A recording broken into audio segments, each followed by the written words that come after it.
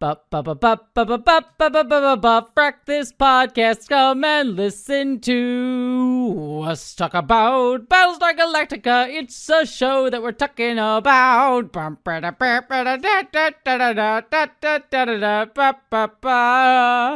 Hello, interwebs. I hope you're all doing well. I am the glinting host, Jesse Gender, and I am joined as always by... It's Vera. That was a long delay, sorry. Wow, that... I mean, I just looked at your medal you're wearing, your medallion or whatever you have on right now, and I was like, oh, that'll work. I almost went with emerald, but that's not an adjective. No, it's not. How are you, Vera? I am tired. I am struggling to think of what happened in this past week. Yeah, I don't know either. Halloween happened. How was Halloween? I didn't do anything, so I don't know. Aaron and I went out and saw the Black Phone 2. We were debating between that and Begonia, but we were like, let's just go traditional horror, and just went Black Phone 2, even though Begonia is probably better.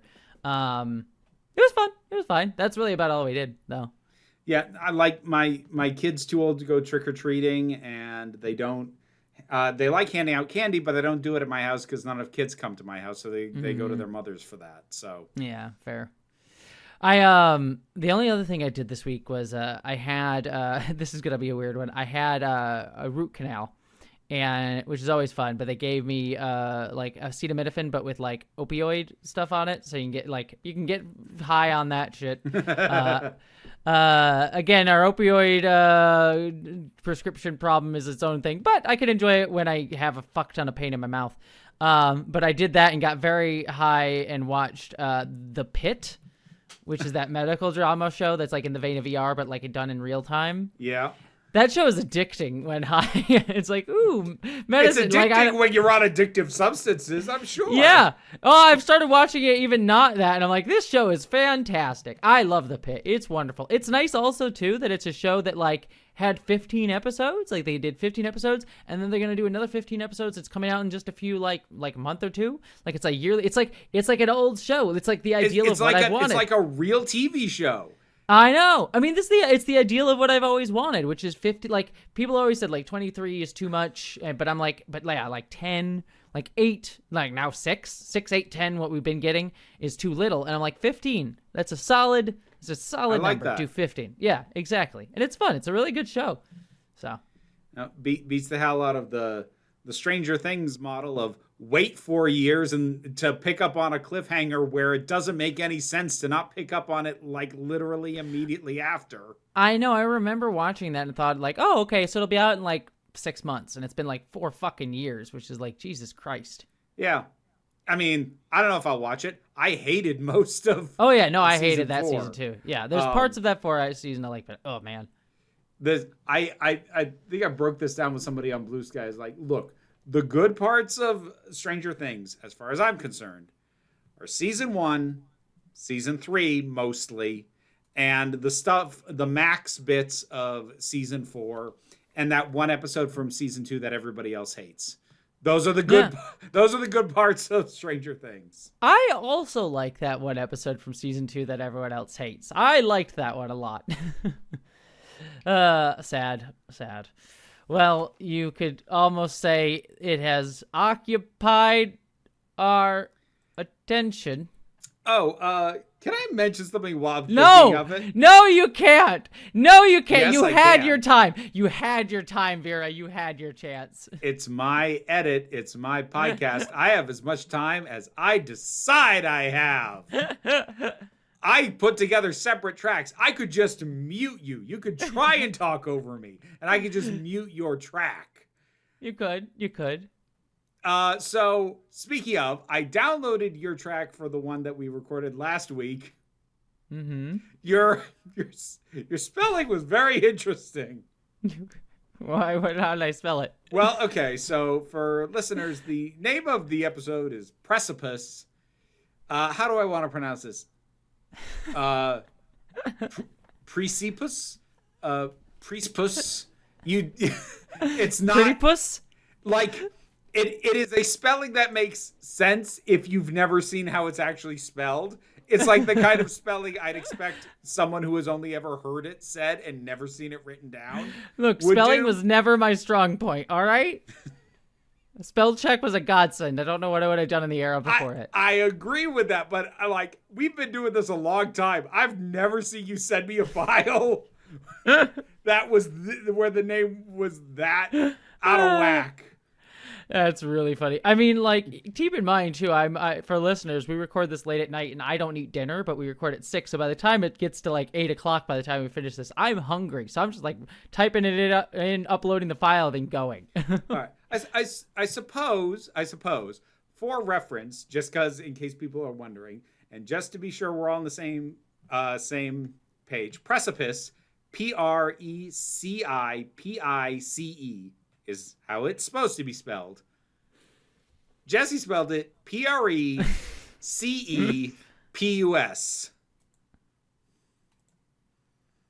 Well, you certainly seem occupied with this topic.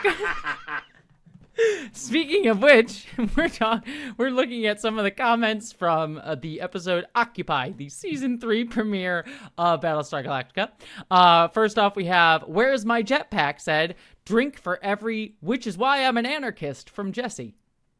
So. Yep. That'd be a solid drinking game. Mm-hmm. They also said, "In terms of fat-phobic bullshit, I would add that a military guy saying soft mentally and physically is some fascist-adjacent bullshit. Body norms being linked to national military strength, physical divergence signaling degeneration." Yeah, I can see that. Nope, not wrong. Yep. And speaking on that note, we have a comment from Sarah, the fat culture critic, our friend who we shouted out a couple times. Mm-hmm. "Thanks for the shout out. Love you both. Honestly, I wish I had remembered Apollo when I was making the fat suit video. RE, the sexual violence, I think much of the problem resides in how it's framed, more as a tendency to sensationalize and male gaze the violence. This really comes to a head in Outlander, a messy as fuck show I love. It's really noticeable there because sometimes the victims are men who we're not accustomed to seeing in the victim role." Which is interesting. I never saw it. That's the one Ronald D. Moore show that I have not seen. I have not seen Outlander. But yeah, from every description I've heard of that show, it is messy as fuck, but people like it. It's like, this is trash, but it's my trash, has always been the descriptor. Which is fine. I have my trash shows. Gotham is usually my big one that I will cite as that is my trash. Mine is Lord of the Rings of Power. So Umbrella Academy was my trash for 3 seasons. And then that last season. I still haven't watched it. God, the fuck, I won't spoil for you in case you do, but that ending is literally one of the worst fucking things I've ever seen. God damn. It is. And like, again, trying to not keep my words couched here. Like, that type of ending, I'm generally not I'm always down for a big swing for what it tried to do, but it does it in such a way that is so antithetical to like the very queer themes of found family and being your own self that it undercuts it's like one of those things that undercuts the entire thematic point of the show in such a really kind of terrible way. It's one of those did you even watch your own show kind of ending? Yes, exactly. Dexter is still my go-to that I point to for that. It's like, did you even watch your own fucking show? What is this? Yeah, the Umbrella Academy has that ending where it's like, again, in another context, that type of ending I could see working, but for this show, it just completely undercuts that like queer found family messaging. It's actively terrible. So, yep. Lovely. Let's see. Nitz Art says, the thing about Zarek in this show is that the writers clearly don't know what to do with him after his introduction to season 1. 2, don't remember. He gets sidelined and forgotten because the show is too scared to be radical. Like Vera says, the show's writers and showrunners were cowards. So, yeah, as time has gone on, I have found Zarek to be a disappointing character, not because of like anything with the performance, and not even necessarily with the way he's written, but when first introduced, he felt like the character was like, ooh, they're going to do stuff with him. But then ever since then, it's just been a crop up occasionally where they can find an excuse to use him. But it really does feel like at this point, like you had a character concept and assumed you'd come up with ideas for him, and then you didn't. Yeah, it's been weird for me watching this and I'm curious to see if this will continue because there's 3 major storylines that I remember him from. We've already been through 2 of them. Which is his introductionary stuff. The second one is him being vice president for Baltar, Yeah. which is not much. And then there's a third one that's coming up that I remember being his biggest one. That'll be a season 4 thing. And I'm curious to see how it ultimately comes down, because that season 4 one is really, I think, where it's going to be his biggest point. And we'll see if it works or not and how I remember it. But that's where at least they feel like they tried something with him. We'll ultimately see. But yeah, it really just feels like they don't know how to like talk about his more revolutionary politics, which, to be fair, I guess to a degree, I'm like, at least that like he's never gone into that overt like, oh, I'm a villain, evil man kind of guy, which at least is good. I guess the backhanded compliment is they didn't do the messed up thing I thought they were going to do, but they avoided it by not utilizing him very much at all. Yeah, like the stuff he gets in like last episode and repeated in this one, as we'll get into in a second, like where he like has this sort of like frenemies vibe with Rosalind. I kind of like for his kind of character. I just wish they had like leaned into that more and had him more up front. Like that like frenemies vibe I think would have been kind of perfect for him. Which we get here, but we just don't get enough.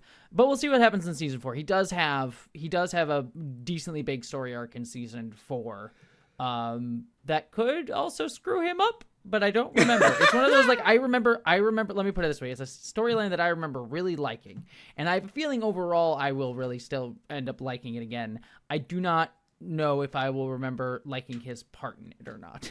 So we'll see. Well, we will find out, won't we? Yes, we will. But let us exit this section of the podcast, and we are talking about, speaking of, the first part of a 2-parter, Exodus Part 1. So I wonder what's going to happen in this 2-parter. I don't know. It's not as if the title kind of gives away what they're at least going to try and attempt to do. Yeah. All right, dude, let us get into our recap. We start off with Vera's favorite storytelling choice, which is we begin the episode basically starting off where we ended last episode, with Callie getting set free by Jammer as Rosalind and Zarek and the rest of the people are about to get shot by the Centurions, brought out to be killed. And cut away right when the sound of gunfire starts happening, and then we jump back 1 hour earlier, and I just wrote ha ha ha ha ha ha ha ha ha ha ha. Vera's gonna hate this in my notes. I can't even fucking get worked up about it anymore. I'm gonna point out something way pettier in a second. Oh, okay. Well, we come back 1 hour earlier to Saul getting help from Ellen putting on his eye bandage. And Ellen is saying, I would do anything for you. So Ellen's trying to definitely like ingratiate herself with Saul deeply here. Mm-hmm. But then Chief arrives, and he has found out that Callie, I'm going to be petty now. Mm-hmm. When the hell did the Chief shave? Oh, yeah, he did shave, didn't he? It threw me the hell off, and I went back and double-checked. The last 3.5 times we've seen him. So, I'm pretty sure the 1 year jump, and then in the minisodes, and then in Occupation, and then in Precipice. In that one, he had not just like a 5 o'clock shadow, but like a legit beard. And here he just runs in, and it's not even like he's got stubble. It looks like he literally just shaved 5 minutes ago. Which is really bizarre, given that his energy is rushing in and going, oh my gosh, everything's bonkers. We need to do something right now. It's like, but you took time to shave? What? Yeah, that is so weird. I'm trying to see if there's anything about it, because the only thing I could even think, the only thing I could think would be the reason is that like the actor had to go off and do something. Probably it was my guess. I am sure that the explanation is for whatever reason the actor had to do it. Like he had an appearance in something else, or he just really hated it, and he's like, "Can I please start shaving?" And they were like, "Fine, fuck it, whatever. Maybe people won't notice." But I didn't really, which is weird. No, it was the first thing I saw. I was like, when did that happen? And again, it's not a plot hole. Like, there's plenty of time he's been off screen. He had plenty of time to shave. It just seems like such a weird priority for a character in his position to have had found the time to do that between the last time we saw him and now. Yeah, that is bizarre. Well, anyways, he's a clean-shaven chief shows up, and he's gotten a list from his informant, Gata, though he doesn't know it's Gata. The list of people that have been sent away to be killed. He's freaking out because Callie's on the list. Saul basically tries to like get his head into a productive direction instead of panic, saying, you know, you got to think or she's dead. Take 4 men and get there, get where they're going. You can like, you can use the maps that we got from the like stole from the Silence to like coordinate where she's at. So do that. So Chief heads out with that. There's a moment that I do like at the end of the scene though, where Chief is kind of like kind of still panicking a little bit, and Saul says, you know, the last thing your son wants is me and Ellen for parents, which I liked as a beat because it is like in a roundabout way, Saul saying, hey, if anything happens to you or Callie, if she does die, like we'll have your kid. So I did like that beat. Yeah, it's a grouchy old man way of saying it. Yeah, which I liked. It was a nice humanizing moment for Saul. We then have a quick little beat where Chief runs into their base. You know, their little like hideaway they've been doing resistance-y stuff in, figures out the map coordinates where they need to go, and then he runs into the lady second in command, who we haven't seen from since the webisodes that we watched. Yep. Which again is odd because I don't think she's gotten a proper introduction in the show. She just suddenly starts appearing, which is like fine, except like you've had 2 episodes to at least introduce her in the background. Yeah. Have her be in the cave while you're doing resistance shit, you know? Yeah, and like every time they've done that, it's always just been Ty, Tyrell, and Anders. Mm-hmm. With Ellen popping in to steal a map for a hot second. Yeah. I'm like, you could, like, I don't know, man. They didn't want to pay her a day rate. Yeah, evidently. But yeah, he grabs her and a bunch of guys. And then we cut back to another scene from last week's episode as well, where Toomer is arriving at the rendezvous point. They run into Anders and the Silence. Yes. I don't remember if this bit happened, because I know this meeting happened, but there was something that jumped out at me at the start, because we get a little title come up with the name of this area where they're meeting. Mm-hmm. And I don't remember if that was in the previous episode. If it was, I didn't notice. I noticed it this time. Did you catch the name of where they are rendezvousing? No. Breeders Canyon. Oh, yeah. I don't think there was the title last episode, but they talked about Breeders Canyon last episode. They talked about that's where they were going to meet, or they said it in dialogue. Yeah, but you know what? Something about seeing it written down just really hammered that choice. I'm like, who the fuck named it Breeders Canyon? Do you want to know my... Please tell me I am not out of my mind for thinking that's a messed up name. Do you want to know what happened? This is my guess. Like, this is the lore, I'm assuming. Because they landed on this planet. They had to have named this within the last 2 years. Or last year or whatever, or so. Well... they didn't... Like, they must have named that. My guess is this is the canyon, because it looks kind of nice compared to the rest of the planet. It's got some trees and a river. It's probably where, like, people snuck off to fuck. So, instead of something cutesy like... Lover's Quarry or... Yeah, Lover's Quarry or fucking Makeout Point or whatever. It's Breeders Canyon. Jesus, man. Like, breeder is just such a crass word that I find it incredibly jarring to hear it anywhere outside of a kink or fetish context. That's literally the only place it makes any fucking sense to me. Well, it does kind of, I mean, obviously it removes like doesn't completely remove queer relationships totally, but it does remove like same-sex relationships from the equation. Of the idea, but it also kind of emphasizes how much this culture is based on like, we need to fucking have more babies right now. So I think there is, I don't know, there's a part of it that makes sense to me in a weirdly, like, we're way too focused on reproduction. We need to name these things. They need to name them in a way to remind our populace that they should be fucking. Yeah. I think it's probably was like people are going off there to fuck every once in a while, and then people are getting pregnant now that they settled on the planet, and then someone made the joke, was like, yeah, it's a Breeders Canyon over there, and then they just stuck. Like that. I could buy that as like a piece of lore. You know what I mean? I could as well. It was so jarring to see it written. Fair enough. Anyways, now we spent way too much time on that.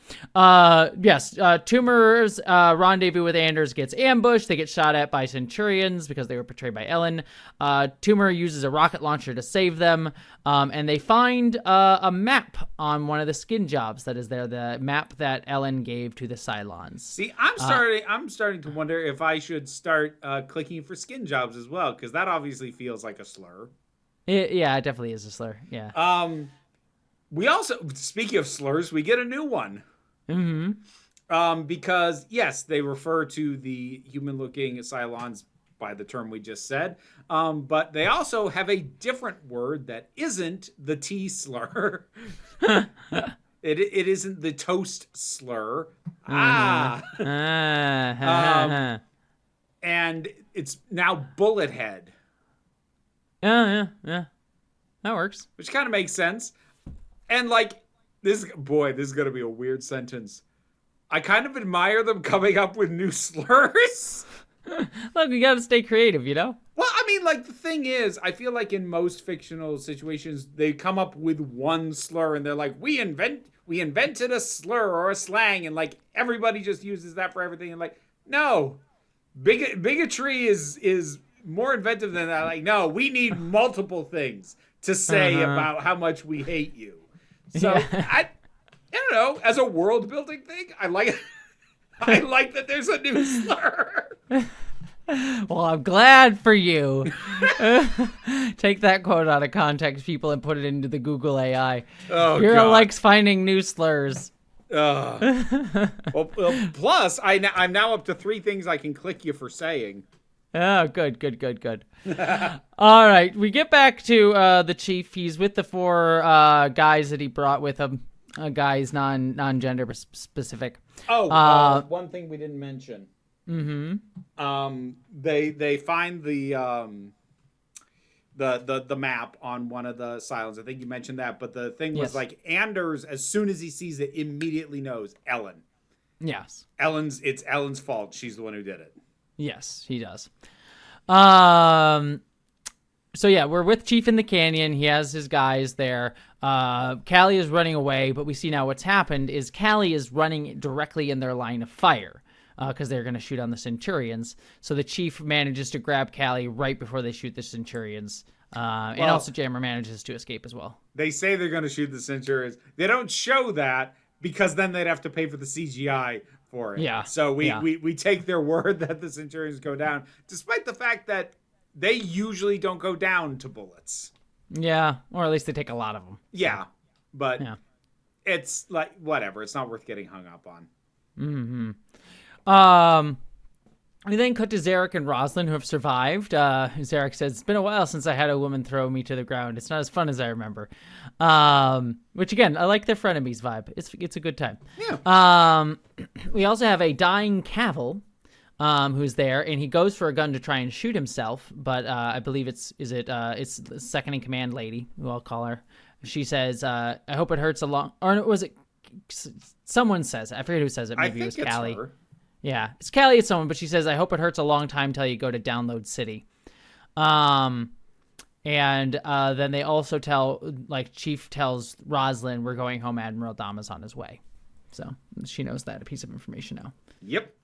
Mm-hmm. We then have what I'm assuming is going to be your favorite plot. Deanna having a mysterious vision dream of seeing herself with Hera, the baby. I mean, like... You know me and prophecies or visions or whatever. I don't care for them. I don't like them. But I was immediately kind of curious. Like the note I wrote down is like, oh, do androids dream of electric sheep? Like the very notion that she's dreaming at all is new. And I found, or at least new information. And I found that interesting enough that I kind of chose to focus on that over the fact that it was a prophetic dream that's going to lead her to an oracle who's going to give her some prophecy bullshit. Like, as a storytelling device, I hate all that. I think it's lazy. It's uninteresting. But by doing it through the introduction of the idea that these things dream at all, it gave me something to distract myself by focusing on that instead of the trope that I freaking hate. Yep. Well, we then have a quick scene with Caprica 6 and Baltar. They're in bed together. And Caprica 6 immediately threw me off. I guess, like, for some reason in my head, I thought, like, she was protecting him. I didn't think that they were still fucking. I mean, maybe they are fucking. It feels... She's naked in this scene. Yeah, it's true.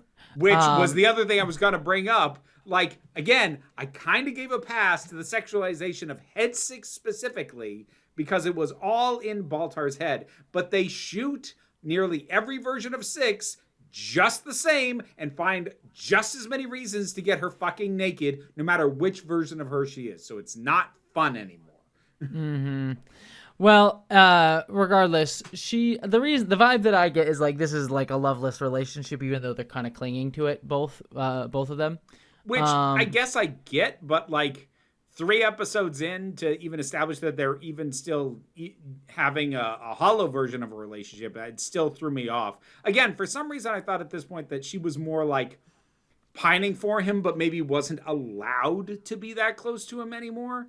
Like, again, that was totally in my head. I didn't have a firm basis for that, but that was what my brain defaulted to. And it just kind of got jarred out of that. I'm like, oh, okay. So this is going on. All right.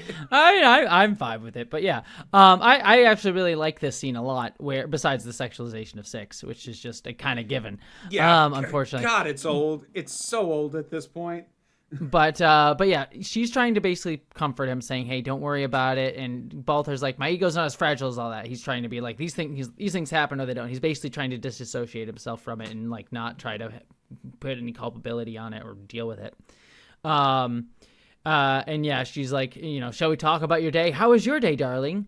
Let me tell you about my day. I was having a conversation with one of the Dorals about how sanitation is key, and if people just could wipe their bums correctly, there'd be a noticeable uptick in the polls or whatever." And this is when 6 sort of pushes back, saying, 4 months of this, guys. I've been watching you for 4 months fall down into this well of self-hatred and loathing. And she says, "Do you know what I've given up for you?" And he says, "What with the occupation, I hadn't given it much thought." Kind of sniping at her.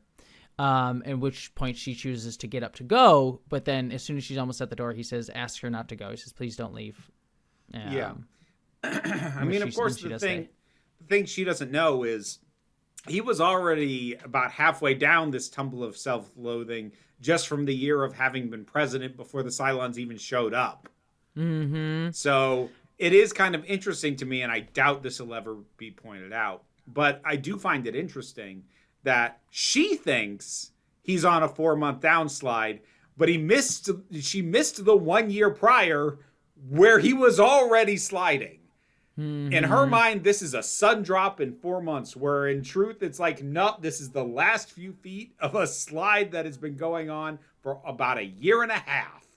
Mm-hmm. But I do really like this, again, beyond the sexualization. I like this, like, they're just like, they kind of still need each other.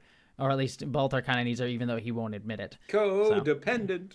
So. Mm-hmm. Then we get Starbuck and the kid whose name I forget. Literally what my notes were. And she like apologizes to the kid. Grown-ups get caught up in our own little worlds, and Leoben comes in and watches, and the kid grabs Starbuck's hand. So they've started to bond. Yeah. Yay! I don't remember the kid's name either. I didn't write it down. Yeah, I don't remember. That's how interesting I find this child. Yep. Well, thankfully, that's, I think, the only stop along this storyline that we get this episode, thankfully. Yeah. Also, like, I'm expecting there's going to be some eventual twist with this child. I think mainly just being that it's not actually Starbuck's kid. I'm expecting that, if only because otherwise it's too close to what Hera is. Mm-hmm. Like what Leoben said this kid is. If it was true, and I'm just assuming it's not, but if it was a human Cylon hybrid, yeah, if it was true, that would make Hera less of a special thing, and we're about to find out clearly she is still very special and is considered as such by both the Cylons and the humans. So. Like, I just assume this kid isn't what he said. Exactly what the kid is, whether the kid is just a straight-up Cylon or just a kid he kidnapped, I don't know. Mm-hmm. Yep. Well, that you put some logic together. That's all I'll say without spoiling. We then have Deanna walking around Tent City, and she sees things from her dream, and so she goes into the temple that's like associated with what she saw. And in there is Amanda Plummer. Hey! Always good for oddball characters. I know. She's just... I can honestly think of more movies and TV shows where she has had like one or like a handful of scene appearances, and she's just there to seem slightly unhinged. Because boy, can she bring that across quickly. She is one of the best things about Star Trek Picard Season 3. I don't like that season very much, but she is great in it. She plays the main villain in it. And she's really, really fun. I won't spoil that season, but many criticisms of the season. She is not one of them. So yeah, I mean, I just think of stuff where I've seen her in, and it's stuff like The Prophecy or Pulp Fiction, and all these things where she's like one or two scenes, but she grabs your attention immediately because you're like, something's wrong with you. And I don't mean like something's wrong with her as an actress, but she's able to bring across the sense of, oh, that ain't right. Yeah, very well on screen. Yeah, she's phenomenal. I adore her. But yeah, she's playing basically the priest or whatever of this temple. She's taking Kamala, so she sees visions as well, apparently. She asks about candy, like, did you bring candy? Because Kamala tastes bitter, which I like. But yes, she's talking to Deanna as like, Zeus sees all, number 3. He sees your destiny. Is like, and I just wrote in my notes, oh, your favorite, Vera. Destiny storylines. Yeah, always my favorite. Like, again, though, I found something to distract myself. Like, yeah, that's the thing. I don't like these plot points, but I keep finding things in the scenes for me to focus on so I don't have to think about the shit I don't like. And in this case, I just found myself pondering, why is she helping the Cylons? To which there's a couple of options. One is she thinks that's part of Destiny's intent, that the Cylons be made aware of this. Or 2, she's so whacked out on whatever drugs she takes for her visions that she's not processing the moral implications of what it is she's doing. Mm-hmm. And I was distracted by that thought process and didn't have to think about the prophecy bullshit. Well, what I found very interesting was more her stuff where she says to number 3, all the gods weep for you. And Deanna says, there is no God but God. And the Amanda Plummer, I'm just going to call her, she says, you don't know what you believe, and that's why you're here. It's your dreams that bring you to me. I have a message from the one you worship. And I liked that beat because it was like this distinction of like this oracle clearly believes in Zeus and many, many gods, but then points out like, oh, the one you worship also exists as its own thing within this, even though you see him as a monotheistic god, which is kind of an interesting like conversation. See, the part that I latch onto that is sort of this notion that an oracle is a vessel for any divine being. Mm-hmm. It's kind of this idea of like, well, yes, maybe she has her own beliefs in Zeus or whatever, or maybe she is just a conduit to whatever the hell is out there, be it the ones she worships or not. Mm-hmm.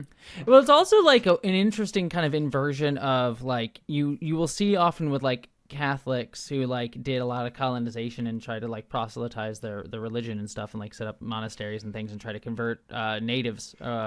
They would often be like, well, your God exists, but they were just like an angel or like something underneath our God was the true God. And yours were like some sub thing, or sometimes they say like a false idol, but sometimes they would just like incorporate it into the story to get people to convert. And this is kind of a weird inversion of that, which is kind of interesting because like the Cylons are the occupying ones, and yet she's like incorporating the one god into her many gods, which is kind of interesting. So yeah, I just found that to be an interesting like existential or philosophical or whatever kind of word you want to put to it point. So I just kind of found that interesting. Anyways, she basically gives her a prophecy about like, oh, Hera is alive, and you'll hold her, and tells Deanna, you'll hold her in your arms and you'll know true love, but you'll lose everything you've done here. So Okay, so we got a prophecy. Yay. Yay. Then we're up on Galactica. We see Hilo getting everything moving with D, and D's looking at Hilo, and he says, "Stop looking at me like that, like we're never going to see each other again. It's a good plan." And D says, "Take care of the Admiral." So, like, there's a sense of, like, you know, the Galactica may not come back. Yeah. There's this really nice ceremony that we missed see. Hilo's line back to her. No, what was? Because she says, take care of the Admiral, and Hilo says, no, you take care of his son. Yes. So, yes, there is that. Then we get a nice little ceremony that I really kind of liked, which was the Pegasus crew and the Galactica crew each stood on one side of a salt line that they laid down. And then they say this little, like, something from the religious text, and they said, their enemies will divide them, their colonies broken, yet still they will remain always together. I'm simplifying, but essentially that's the sentiment. And then they erase the salt line, and they cross and hug each other, kind of mixing together. Yeah, I really liked that symbolically. I liked it as a little ritual, just this idea of no matter what they do to divide us, we knock down the lines, and we are still joined. I like it as a notion and as a message and as a little symbolic thing. It's actually, I think, one of the more convincing made up rituals that I think I've seen on television. Because a lot of times made up rituals end up being either one-to-one analogous to existing shit, or they're just way too elaborate. I like this because it is simple, it is direct, but it is still conveys a very clear meaning. Yeah, no, I liked it. It was really, really good. It's like one of those, like, oh man, I would like to use that in this situation. It's a nice thing. Then we get a nice scene between Lee and the Admiral. You know, Lee keeps looking at his watch, and I was like, what, you got dinner plans? And he's like, no, I'm thinking about Toomer. She's probably got to a rendezvous by now. And then they start talking, like Adama gives him his orders. Is like, here's the rendezvous point will be on there. You know, wait 18 hours. If not back in 18 hours, you keep going off to find Earth. He's like, I'll see you at the rendezvous. I'm getting old, but I'll be there. And, you know, Lee is very clearly saying, he's like, I wish I could talk you out of this. And I was like, you tried. And you're like, you know, Dad. And it seems like Lee's about to, like, have an emotional moment. And Adama says, don't make me cry in my own hangar deck. Like, in a very sweet way. In his, like, in the sweet way that a very emotionally closed off man can do. And Lee gives him a hug. And then Lee gets up to go leave the ship. And Adama sort of gives him a moment of recognition, saying permission. You know, he says it gets everyone to salute Lee as he leaves. So, and it's nice, like, father and son are leaving, maybe for the last time. Yep. And there were no fat jokes. Well, yeah. I mean, the do you have dinner plans might arguably be one, but it was subtle enough that it's deniable. So I'll take it. Yeah. We then have Deanna still walking around at night around Tent City, and she comes across Coddle's triage hospital that he's got kind of going up, like makeshift hospital. And, you know, Coddle comes out and he starts smoking. He's got blood on him from the surgery that he was dealing with. And he's like, you know, can't sleep. He's like, I've got bad dreams. He's like, I didn't know you people had dreams. And Deanna starts saying, is that human or Cylon blood? And he says, no, one of the fives got shot up pretty badly, and we couldn't, we saved him. And Deanna's like, oh, you couldn't let him suffer. She seems to find admirable, but then she asks about the baby. What about Hera? Why did you cremate the body? And, you know, it was the first Cylon human hybrid, and you just threw it in the incinerator. And Coddle, like, seemingly like, oh shit, she may be on to something. He just tossed it off as like, well, it was the president's call. I was just following orders. And then Deanna, like, looks at the blood on Coddle's shirt and it's like, it's a very funny thing. This stuff all looks the same. So yeah.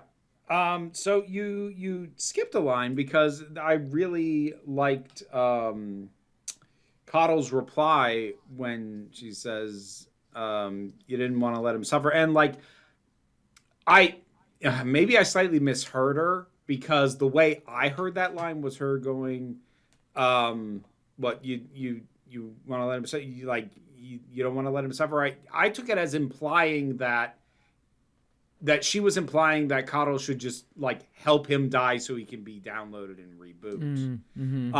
It doesn't have to mean that. It could have been more like, oh, well, you're helping him because he needed help. Like, either way works with his reply, which is what I really liked, because his reply was just, it's not what I do. You know, and I think that works regardless of whether the idea of her line ahead of it was you should have helped kill him so he could re-download, or oh, he's your enemy, I'm surprised you're helping. Yeah, no, it works either way. Yeah, it works either way, and I really like that as a moment from him because the man's a doctor. He's gonna doctor. Yeah, it's like, it's what I do. I help people from not dying, you know? We then cut to a scene that I think I assume you probably like, which is Cavill is in Colonial 1, and he's complaining is like they're sort of like all the Cylons are talking about like, oh man, look how cruel they are for like, you know, this is the Cavill that was dying and said like, oh, you're going to download City. That they said download City 2, and he's reciting that. And he's like, they just left me. And Doral says, you know, this is what a noble race you are. Yeah, well, like he said, they just left me. Like he took hours to die. It gets established. They left him there. And yeah, Doral's line, "Oh, what a noble species you are!" Like immediately, I wrote down hypocrite. Yeah. Yeah, fuck off. Fuck all the way off. Eat shit, Doral. But yes, Cavill starts complaining. It's like, I was there for hours. I had to like crawl my way over and was able to like get a rock to like scratch off or grab a bullet casing and scratch off my carotid artery. Which is like, Jesus Christ. That's messed up. Yeah, but then here's something that's interesting, which he said, this is 3 downloads for me. At first it was easy. Now this was like a white hot poker through my skull. So I actually don't like this. Interesting. And not because it's bad, but because it's not what I want. You want the trauma part of it. Exactly. Because, like, we're getting a re-emphasis. I am glad that the idea that dying and coming back is an unpleasant thing. I am glad that is coming back. I don't like that the emphasis in this case was on physical pain. Because I don't care how physically painful it is for them to come back. I want to know what it does to them as people. I want to know what it does to their thought processes. I want to know what it does to their ability to face dying again. I want to know the psychological impacts of that. I don't care that his headache is worse. So I am happy that it came up again because, again, I like the idea that there is still a price paid by them to die and be brought back, even if they are effectively immortal. I don't like that it got boiled down to physical pain when that is not what made me interested in this in the first place. Because it got introduced, the idea of this specific issue got introduced with Scar with the idea of how traumatic it is. And yes, pain can be part of trauma. I'm not saying that isn't the case. So it is possible that where they're going with this is eventually the physical act of coming back gets so increasingly painful that it instills additional trauma because of that. But that's me hoping that we get back to what I actually found interesting. Because if it just hurts, okay, sorry, dude, suck it up, I guess. Yep. Yeah. What? We'll see. Walk it off. But yeah, Cavill says it's not worth it. None of this is. There's a moment.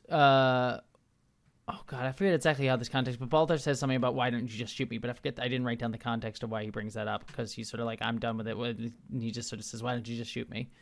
Kind of offhandedly. I didn't write it down, but he is just kind of like why do I even bother cooperating with you anymore? And why do you keep me around? Why any of this? Yeah, he's basically kind of like, I don't see the point of me anymore sort of vibe. Like, not necessarily suicidal, but not necessarily a death wish, but sort of like I don't see the fucking point sort of thing.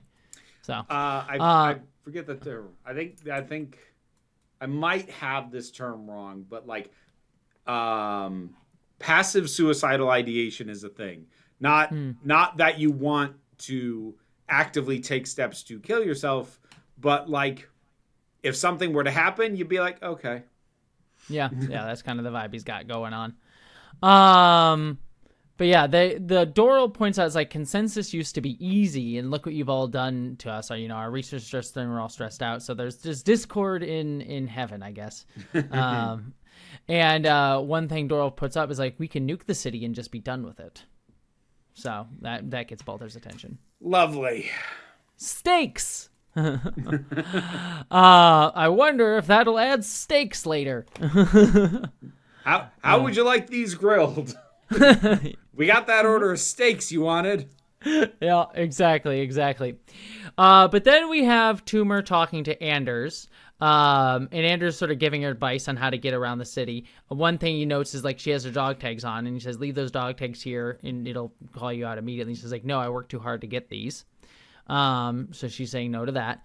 And then he also points out is like people think you're not going to say the word, the S slur. People think you're the S slur, but don't let, so like the people stay away from you, but people do want to like retaliate against people, against Cylons. So don't let anyone get close enough to stick a knife in you. It'd be very interesting to see what happened with that. If she like got killed and then would have had a download inside the bowels of the Cylons and be like, hey, what are you doing here? But anyways. Well, I mean, like it would have brought the immediate question, like, would whatever one's attending know which one specifically had died, or would it just be, it's an 8 got killed, I wonder which one it is, or would they actually know? Because what we've seen up to this point, it could honestly go either way.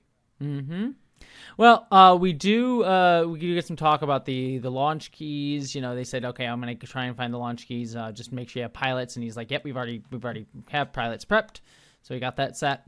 And then we see Ellen being taken prisoner. You know, Anders has her tossed down in the dungeon, essentially. Yep. And he also, before Toomer sets out, he says, keep an eye out for Starbuck. It's been 4 months. So.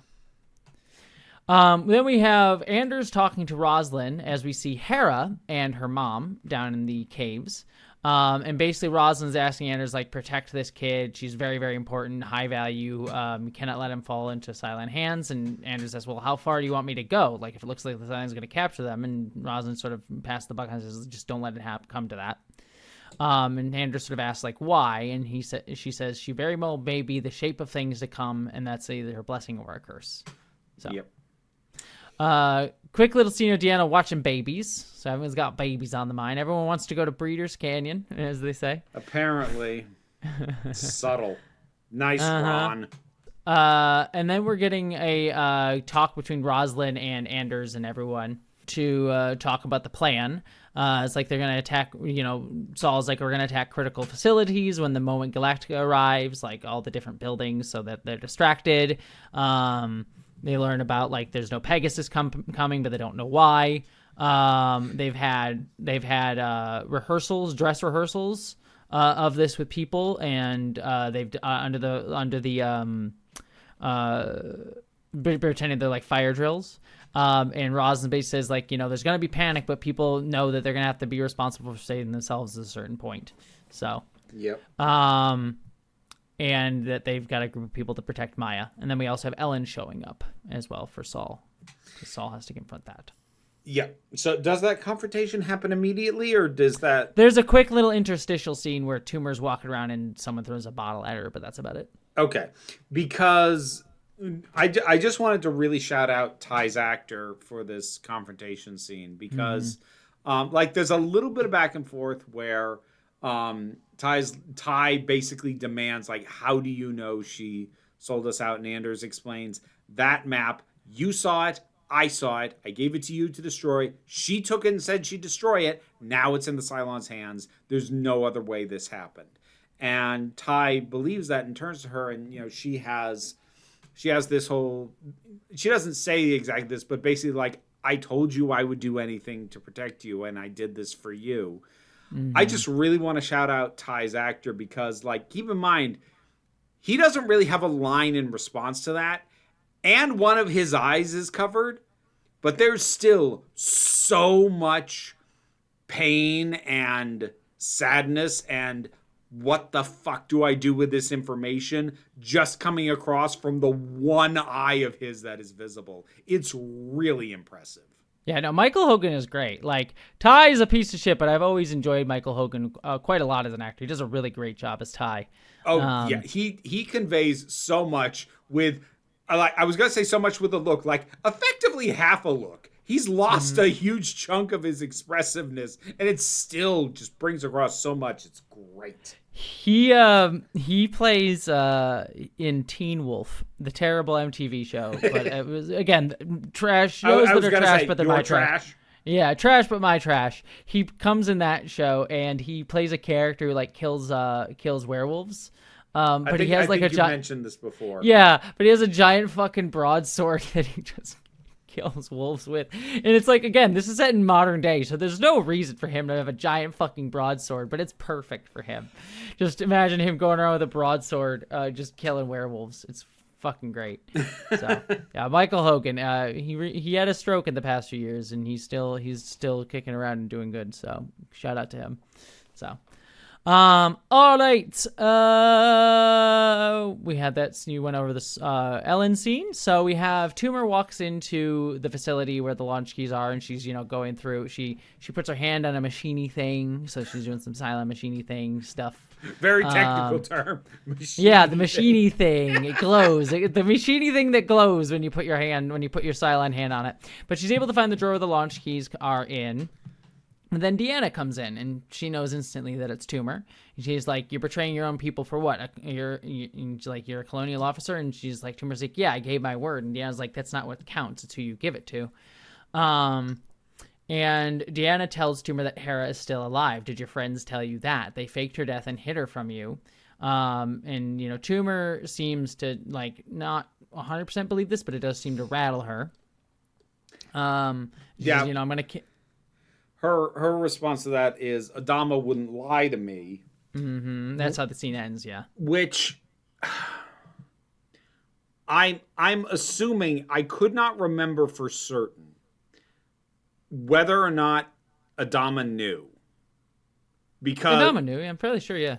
I'm assuming he did, but I honestly couldn't remember. Because obviously Coddle knew, and 100% Rosalind knew because it was her call. I couldn't remember if Adama was in on it or not. He might not have been, actually. I kind of assumed he was, but I don't think it's ever confirmed in the episode, actually. That's exactly where I'm at now. I can't remember if there was a scene where he was made aware, or if I just assumed that he knew because he was in a command position, and Rosalind seems like she might have told him given their relationship at that point, but I'm not sure if we actually ever saw that. Maybe we did and I'm not remembering, but you have now reached where my head was at. Yeah, no, I agree with you. I kind of assumed that Adama did know, but I don't think we ever got an official confirmation of that on screen. Yeah. Well, we'll see. We'll find out, I'm sure. Because I'm sure this scene will have no consequences for anybody. No. But yeah, so now Toomer has it in her brain that Hera might still be alive and she might have been lied to. And she wounds Deanna so that she can escape. And shoots Deanna her in both legs. Yes, so that she can't run away. All right, she comes back and she gives Toomer gives the launch keys to Tyrell, and she congratulates him on his kid. And because you remember, she never was actually with him, but they had feelings because she has the memories of being with him. Yes. And so then she asked Tyrell about you remember when you helped Hilo spread Hera's ashes, and you're like, did you actually see the ashes? He's like, yeah, why? And she's like, just make sure Callie never lets your kid out of her sight. So she's starting to question the narrative she was given. Uh-huh. So.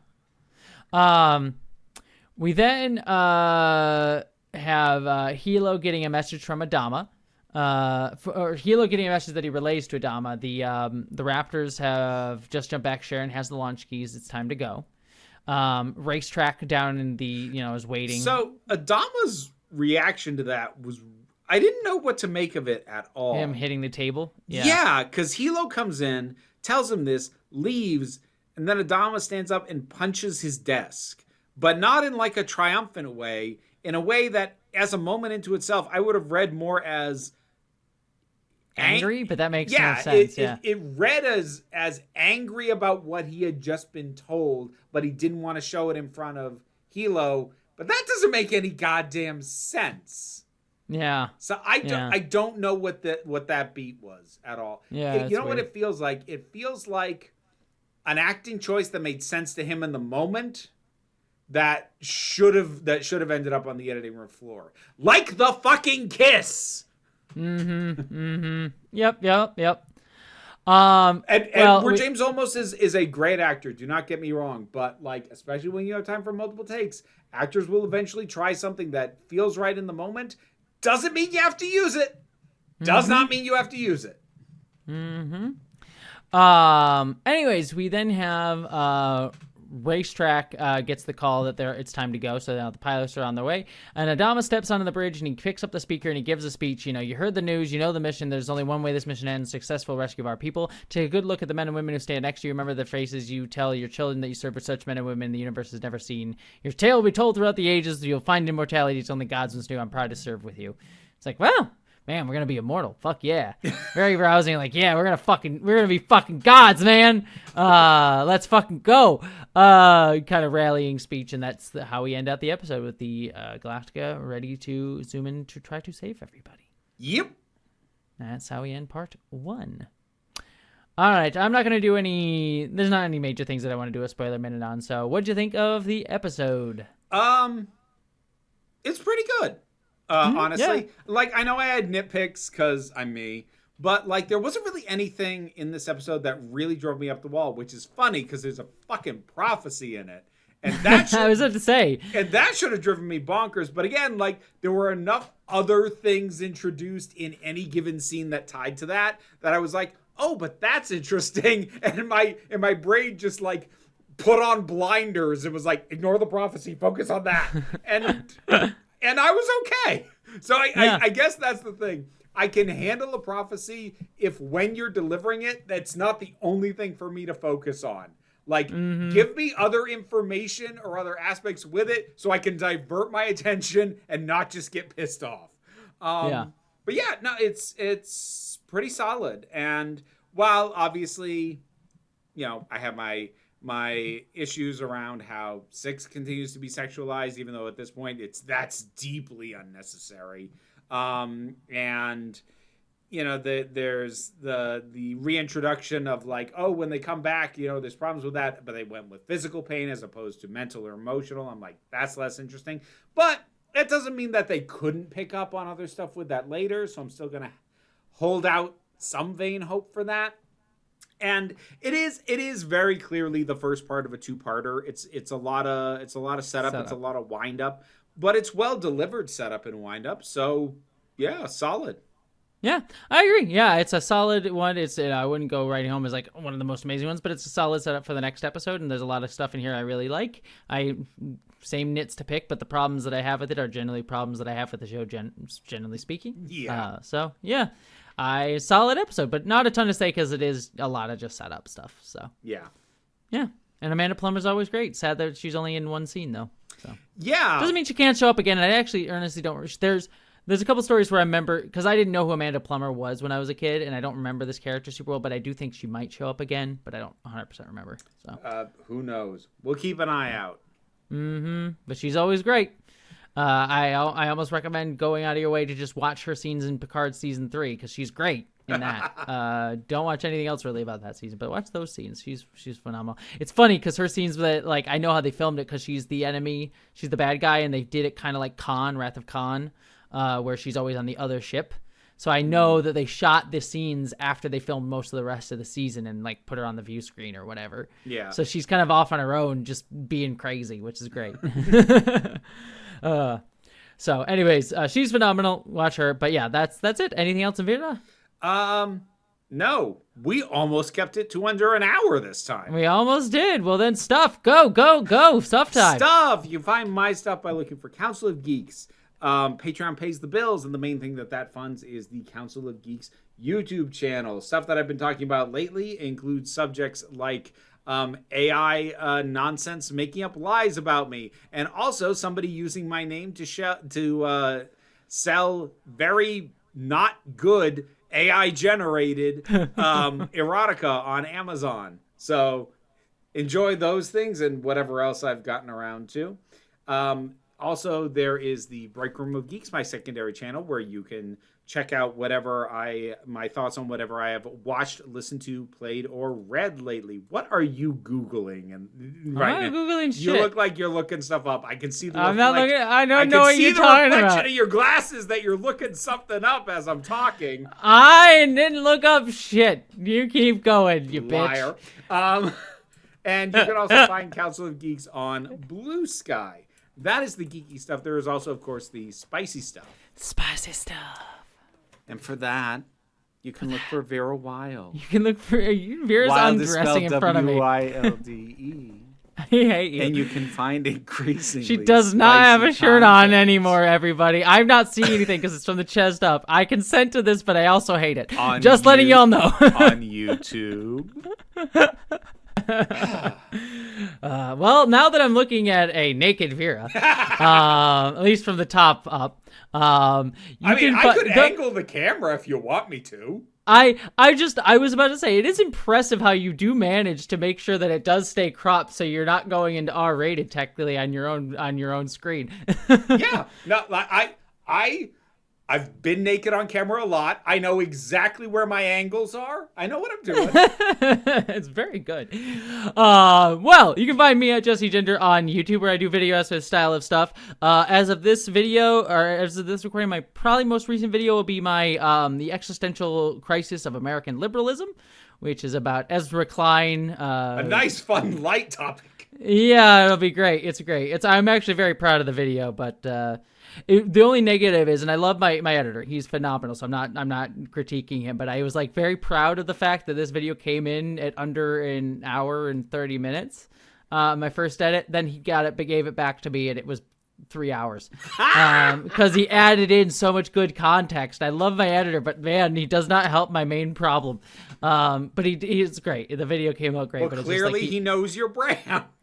Well, I did a great job because like the edit that I had with my script, I put in all the like clips that I wanted to use specifically from like these podcasts and all the things. Like I cite what I'm using, but then he was apparently also editing for someone else another political video about not the same topic but adjacent stuff. And he's like, well, I have a billion of these comments that like fill out a lot of what you're saying really well from all over these places as examples. So here you go. And I'm like, so I cut it down from 3 hours to now like 2 hours and 20 minutes. So I cut out like an hour out of what he put in there.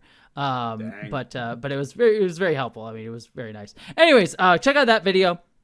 You can also find me at Jesse Gender After Dark, where I do news, reviews, reactions. I am reviewing It, Welcome to Derry right now, which is dumb, but in a fun way. It's very dumb. The pitch of the show is like, that's stupid, I'm in.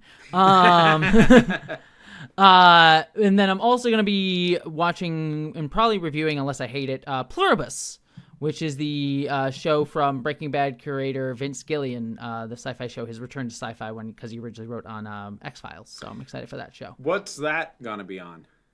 I want to say Apple TV. Oh. You can use my login if you're curious. I don't know if I have the. I am currently in. It's Apple TV. I am currently in watch all the stuff on HBO Max that I want to see before I cancel my subscription there mode. Because I keep, make sure you watch Veneno. I will try, dude. Like I haven't gotten to any of the things yet since the last time we talked about it. So like I'm trying to find time, but we'll see. Yeah. Well, I'll be probably reviewing Pluribus unless the show comes out and it turns out to be trash, but I don't really expect that from him. So I'll be reviewing that. I'm on Nebula, which is a streaming service that houses my movie identities, which you can check out. And then you can find me on Patreon to help me support paying my bills if you want to make sure I can have food.